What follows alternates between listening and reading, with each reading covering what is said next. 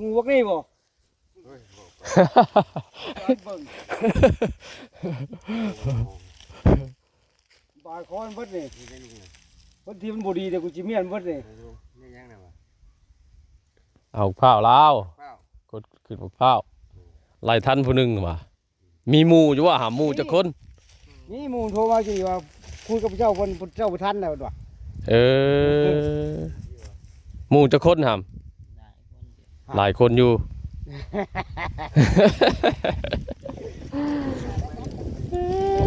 ไปมันขอโทษเดี๋ยวดิเทื่อหน้าจะเฮ็ดเด้อของไผก็บ่เฮ็ดลูกเอ้ยเทื่อหน้านะ บ่หน้าบ่ไหนอย่าเฮ็ดฮู้ว่าเพิ่นเป็นนายเท่าไหร่นี่นะเพิ่นยังบ่เฮ็ดได้นี่นะ อันนี้ดีแล้วถือผู้ใจดีได้นี่นะถือผู้ถือผู้เพิ่นใจดีได้เพิ่นบ่เอาเรื่องได้น่ะ ที่ได้น่ะมันอยู่ธรรมดาได้เพิ่นบ่อยากเฮ็ดตัวซิเนี่ยแม่นบ่โดยสิแม่เฮ็ดจักเฮ็ดเด้อบัดนี้ นี่บอกงูอย่างนั้นเป็นผู้เอาไปเฮ็ดลักแงะแน่แล้วผู้ชาวบ่มักทำเลยมันน่ามันได้มันบ่อยู่ก็ขอกินนี่กินน้ำกินได้ขอกินเพิ่น มื้อหน้าบ่ต้องหาไปนิ้วตัดออกเชื่อนิ้วอย่าตัดออกคือกัน พอเห็นบักพร้าวน้อยสายทางตัวนั้นก็อยู่นำ ถ้าเราเก่งในไฟขึ้นอีกจะเกี่ยวมือขาย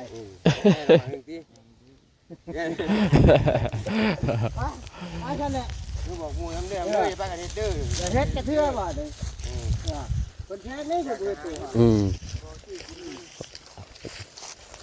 นั่งแล้วก็กินเลยตัวลงมานี่ กินบ่ได้เอาลงมากะ เอาลงมาแล้วกินบ่ได้นะลงมากินบ่ได้มันอ่อน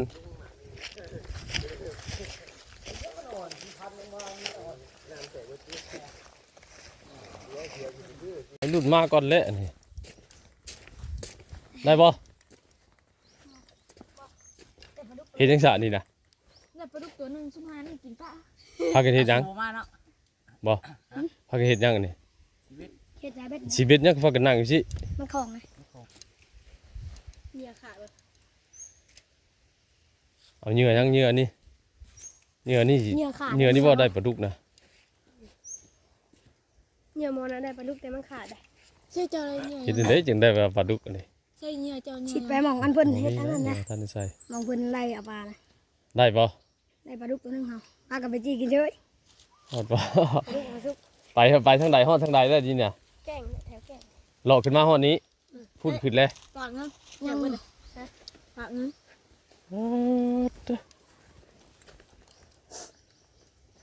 ไผฉลดในพุ่นกินนี่นะเลนลงพุ่นกินนี่นะ บักไผ่แล้ว ฮะ ใช่แล้วนี่มันไปใส่ปะ มีวัยรุ่นอีกผู้หนึง ชอบมึงอยู่นี่ จูพากันหนีจูพากันหนีรถจูพากันหนีรถเจ้าของเขามาไล่กินนี่นะไล่หมอนั่นลงใต้พุ่น นี่น่ะ จูพากันเฮ็ดหยัง เนี่ย50เบ็ดอยู่เนี่ย จักเป็นหยังแล้ว มันเขาไล่จับเอาหมอนั่นแต่เขาก็สิบอกเบิดแล้วสิเฮ็ดหยัง บอกว่าได้10เบ็ดอยู่หัวเนี่ย เจ้าของเขาไล่กินนี่ฝนเขาอันนั้นนะ 50เบ็ดอยู่หัวเขาบ่ได้ขึ้น เอาเลยไหมเอาเลยไหม เหยื่อขาด เฮ้ย เอาให้เจ้า เหยื่อขาด เอาเลยได้ เหยื่อหมอนี่ขาดแต่เฮียตกน้ำแล้ว นี่มันโดดปลาลูกบ่ จุดตัวขวดเพลงเนี่ย เฮ้อมีแต่ลูกตะกัว ลูกตะกัวแล้วเก่งไปซื้อไปเลาะ เห็นน้าเจ้าตะกี้หาได้ปลา ผู้ใช้ ปลากระสุน อันนี้นะเนื้อนี่บ่ท่านได้ใส่เนื้อลงมาซื้อ โอ้เหยื่ออีก ลงมาซื้อโอเคพี่น้องมาฮอดเลยบาดนี่ได้ออกมาอีกแล้วออกมาป่ามาหวยมาห้อง มาวังเก่าวังเดิมโอ้พี่น้องในช่วงนี้บ่ฮู้ว่าเป็นหยังเนาะป่าบ่กินเนื้อพี่น้องว่าบ่มีก็คือว่าเห็นอยู่เด้อหากบ่กินเป็นจังไดเนาะผู้ใดเชี่ยวชาญทางตึกปูตึกป่าเป็นน้ำเดือนน้ำยามน้ำปีมันบ่ลุงใหญ่มานี่คือบ่ได้วะช่วงนี้ไปน้ำแห่น้ำหยังก็พอได้กินอยู่แต่ว่ามันหนาวพี่น้องเอ้ยช่วงนี้มันก็อากาศสีเย็นๆมีลมแน่เนาะเดือน3ลมมันก็ยังบ่เบิด ยังอากาศเย็นอยู่เลยบ่ได้ออกไปเฮน้ำเพิ่นออกมาแกงเบ็ดคือเก่าบ่ได้ช่วงนี้บ่ฮู้ว่าเป็นหยังเนาะปลาก็มีอยู่แต่ว่าบ่กินเหยื่อตะกี้คิดว่ามันสิอันตื่นคนวังดวงนี่เนาะคนมาลงวังเดือน3ออกมา2 ค่ำมาคนมาลงแต่ว่าช่วงนี้ก็เฮิงเติบเลยแหละคือสิมาลองเบิ่งอีกเนาะหลังจากที่บ่ได้มาหลายมื้อแล้วก็เฮาก็พักหลายมื้อมีเวียกมีงานพักหลายมื้อแล้วมื้อนี้ก็ออกมาอีกมาลุ้นกันเลย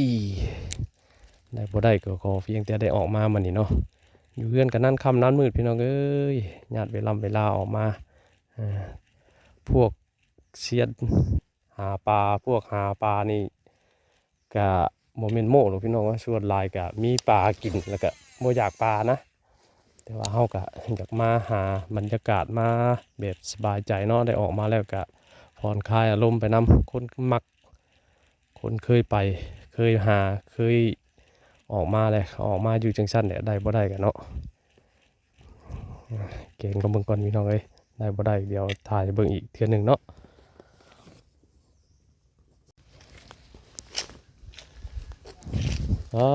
ตึนิดหน่อยลักขึ้นข้าวแล้วยังไงนะเฮ็ดยังไงนี่ปอตึ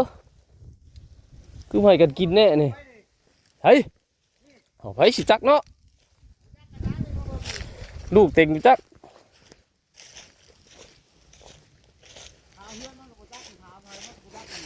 เห็นยังกับเขานะ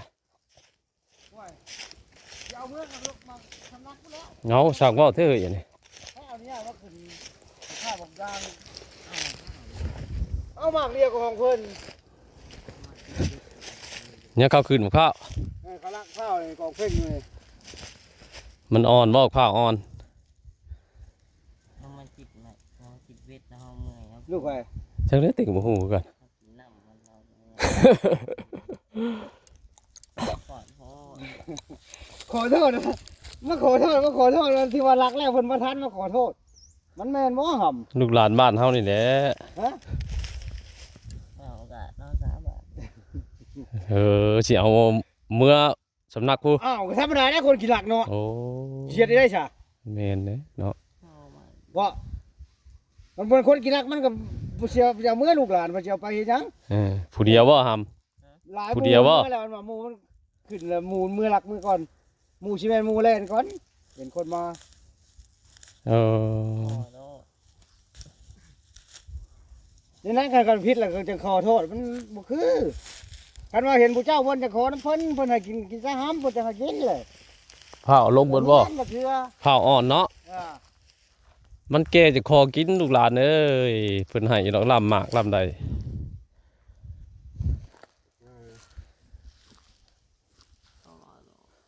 หมู่พวกนี้บ่เบิ่งบาดคอมันเบิดนี่เพิ่นที่มันบ่ดีแต่กูสิเมียนเบิดนี่ นี่ยังไงวะ เอาข้าวลาว ข้าว กดขึ้นมะพร้าวไล่ทันผู้หนึงว่ะมีหมู่อยู่ว่าหาหมู่จักคน นี่หมู่โทรมาสิว่าคุยกับเจ้าเพิ่นเจ้าบ่ทันแล้วว่ะ เออหมู่จักคนหำ ได้คนเดียว หลายคนอยู่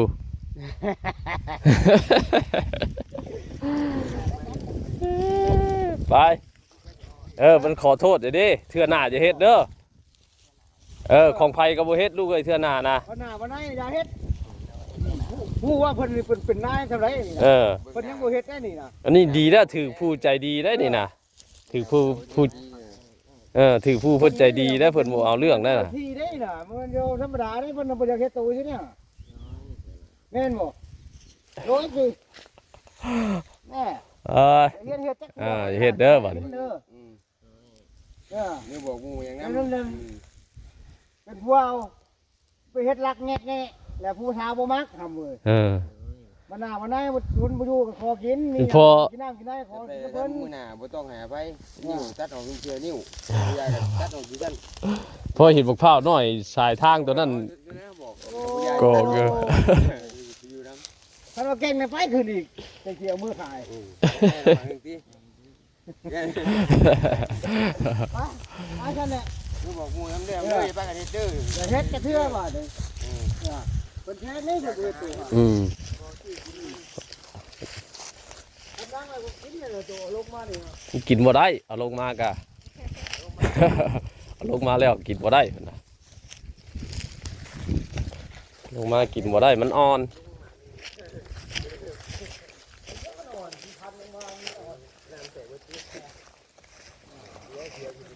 เงียบปิ๊บพี่น้องเอ้ยโอ้ยเฮ็ดบ่ให้ปวดแล้วบาดแกงอยู่ใส่กันมิดซอยม้อยแกงอยู่ใส่ก็มิดซอยม้อยรออีกลงมานี่ก็ครึ่งชั่วโมงเลยนี่หมักอันหมักข้าวเนาะหมักข้าวน้อยนิดน้อยอันเป็นหลักขึ้นกินของชาวนาเจ้านาเขามาพ่อนี่ก็เป็นแค่คู่ดินสิเนาะแบบสั่งสอนนิดน้อยเลยหมักข้าวอยู่ให้อยู่หน้านิดน้อยเขามาแกงเบ็ดเขาลักขึ้นหมักข้าวเพิ่นเจ้าของเขามาพ่อบ้านกับลูกหลานบ้านเฮานี่แหละเงียบโอ้ยช่วงนี้โบได้พี่น้องเอ้ยโอ้ห่วยกันนี่ตะกี้เนี่ยใบตองเกาะกันตุ้งนั่งนี่กับมันหกสิเกงเตยทึงที่นั้นลงไปเบิ่งเงียบหลายช่วงนี้ปลาบอกค่อยได้เลยจะเป็นเพราะเหตุใดปลาบุกินเนื้อแกมึงดูสูงแล้วมึงอะ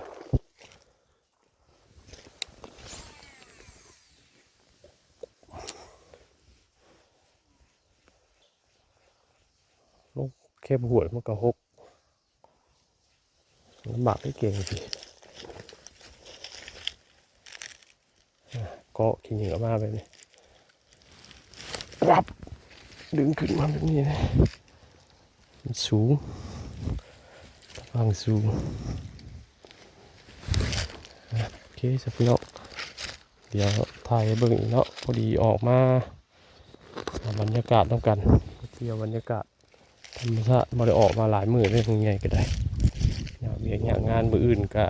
มีงานบุญอีกมาได้ออกมาอีกมื้ออื่นมื้อฮื้อเนาะ2 มื้อก็บ่ได้ออกมาช่วงนี้ก็มันฮ้อนๆเนี่ยก็มีแต่หมู่พวกเพิ่นชวนไปลงแหมื้อนี้ก็ไป10 กว่าคนพุ่นน่ะลงไงครับอันหนาวเนี่ยอากาศยังเย็นอยู่เลยบ่ได้ไปนำเพิ่นไปโอเคพี่น้องเดี๋ยวสิลงแกงเบิ่งแถวนี้ก่อนยอมกลับพี่น้องเอ้ยมื้อนี้บ่ได้จักโตโอ้ยปลากะเห็นอยู่ว่าบ่มีก็มีอยู่ต่างแต่เพิ่นบ่กินเม็ดบ่สวบบ่หยังเลยโอ้ยยอมพี่น้องเอ้ยออกมาช่วงนี้บ่มานคักเนาะไปกลับบ้านกลับซองบัดนี้ได้ออกมาแล้วก็ได้บ่ได้ก็บ่ว่ากันออกมาเอาธรรมชาติบรรยากาศงามเนาะน่าเบิ่งน่าชมค่อยคำเลยพี่น้องเอ้ยรถกำลังไหลกลับบ้านกลับซองรถไถกำลังมาปุ๊บคำมาแล้วกลับบ้านกลับซองแล้วช่วงนี้โอ้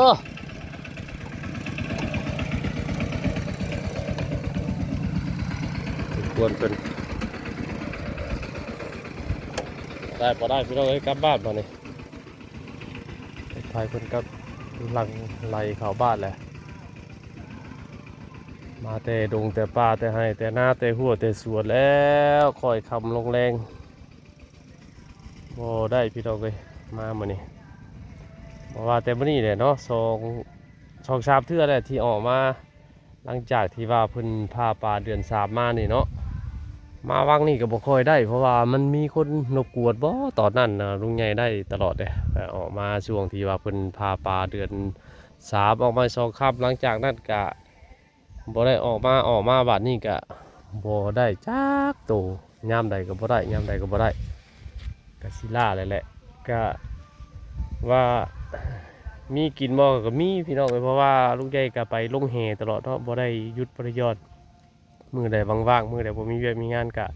ไปหาปลามานี่มันอากาศสิเย็นๆมีลมแน่ก็เลยบ่ได้ออกแล้วออกมาลองมาอีกเทื่อนึงก็ยังคือเก่าบ่ได้พี่น้องเอ้ยไปกลับบ้านกลับซองกันพี่น้องเอ้ยกลับน้ำกันมาน้ำกันเนาะโอเค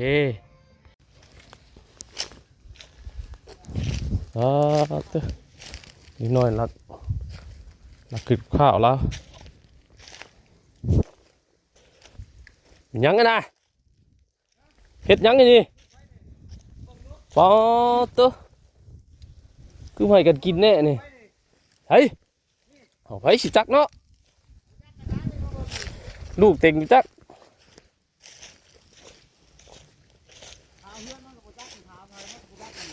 เห็นยังกับเขานะ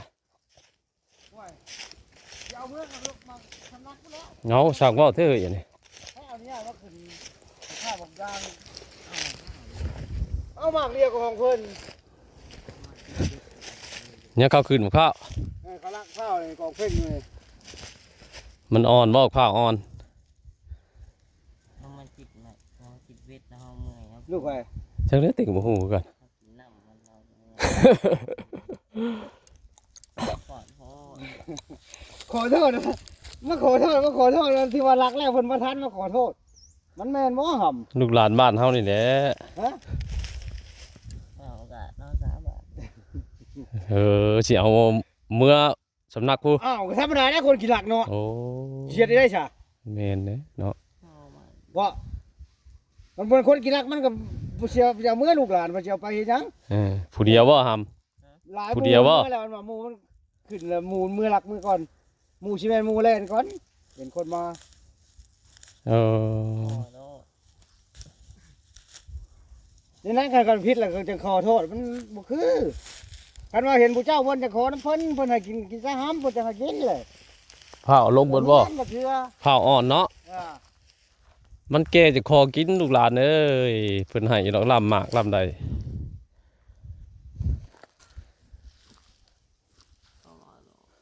หมู่พวกนี้บ่เบิ่งบาดคอมันเบิดนี่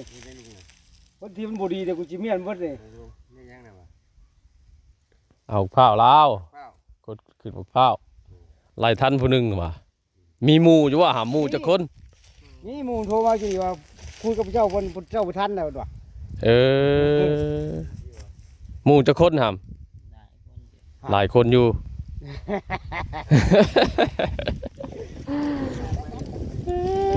ไป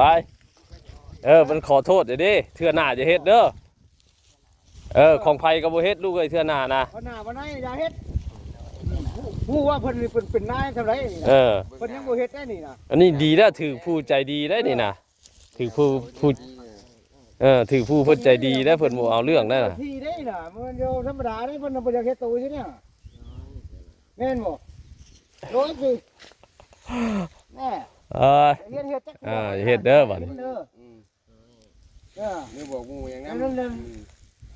เป็นผู้เอาไปเฮ็ดลักแงกแน่แล้วผู้สาวบ่มักทำเว้ย